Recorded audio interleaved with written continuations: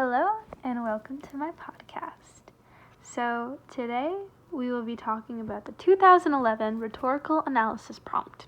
So this prompt reads as, read the speech carefully, then write an essay in which you analyze the rhetorical strategies Kelly uses to convey her message about child labor to her audience.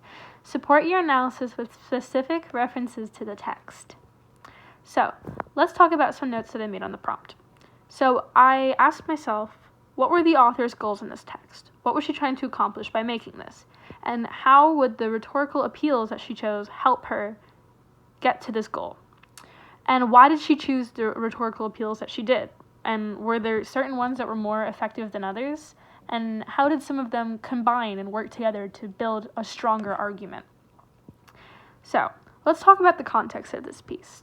So when this piece was written, there were a lot of activists in that time period called muckrakers who were working to improve life for the common man. In this case, Florence Kelly had advocated for children and women, as shown by the when it tells when her speech was given and where it was. You can see it was at a convention for women to help with different problems that they had in terms of the workforce.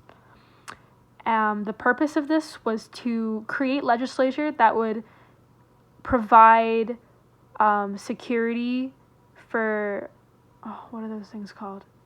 Not insurance. Wages, and cap off the amount of hours that a child could work and that a woman could work. So this would just make sure that they could not be exploited, basically. And let's talk about the audience here. The audience was basically everybody, anybody who could help. Because to garner more support would mean that more people would be hearing the cause and it would be reaching them and they could help advocate it to get bigger change. So let's talk about the annotations that I made. So mainly the annotations were for the rhetorical triangle and where I noticed ethos, pathos, and logos. Now, she did use a lot of statistics and a lot of different facts that she saw. You could see a lot of numerical values within the text. And for pathos, you could see that she created these circumstances to evoke pity out of the audience so they could sort of feel what the child was feeling of having their childhood ripped away from them.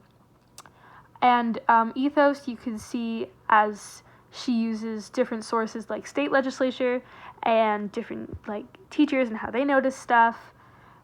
So why did I annotate these things? Because I thought these were really important in persuading her audience into joining her cause. This was what convinced them, like, okay, this is the time for me to join the fight.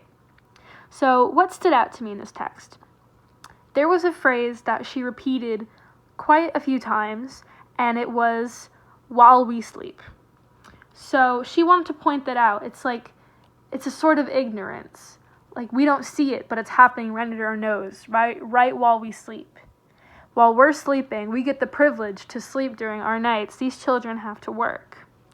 And there was something else. She also uses we a lot, which proves that this is a group effort. This is something we all have to work towards to change. And there was a lot of vivid imagery, which was used to create these scenes, which works along with pathos, to show the horrors that these children are facing, that their innocence is being ripped away, and they have to do things that we wouldn't even imagine. And Florence Kelly even wrote a book about how industry has changed the way family life works. So how did she use the rhetorical triangle? So she knew she needed to convince her audience with facts, something that was stable and not totally based off of emotion. So she used something that she knew could persuade them, that was foolproof, basically. Nobody could tell she was wrong because it was a fact. And that definitely helped give her argument more credibility, I thought. And pathos was huge in here because when you hear things happening to an innocent child, it just seems more shocking. And the imagery she used of little girls and little lunches, it just really hits home. So, now to my thesis. The thesis I decided to create was Florence Kelly incorporated the rhetorical triangle in order to persuade her audience. Diction and imagery played a very important role in expressing her goals and why she wanted to see change. Thank you for tuning into my podcast.